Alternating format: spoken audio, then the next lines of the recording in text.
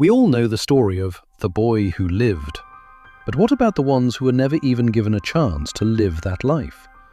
In the wizarding world, there's a legendary system, a magical quill, and an ancient book that are supposed to record the name of every magical child at birth. This is how Hogwarts knows who to send a letter to. But what if that system isn't perfect? What if it has a blind spot? This is the story of a witch who was born with magic, but whose name the Book of Admittance never accepted.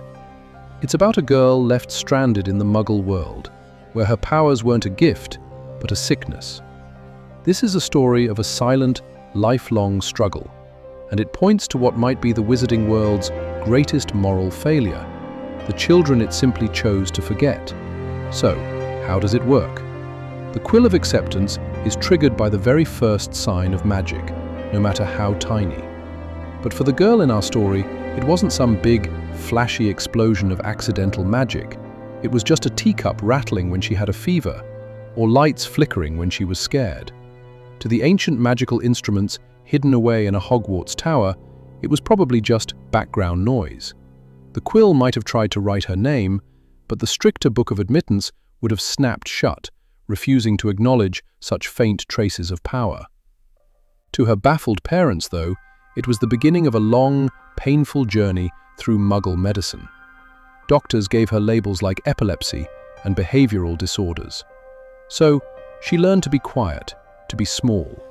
Her childhood became a string of weird accidents that she was taught to hide and be ashamed of.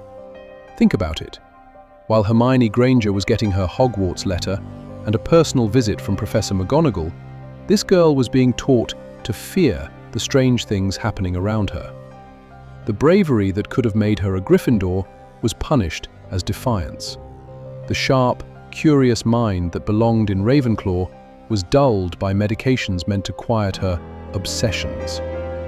As she got older, she learned to actively suppress her powers, a conscious effort born out of fear and the desperate need to just be normal.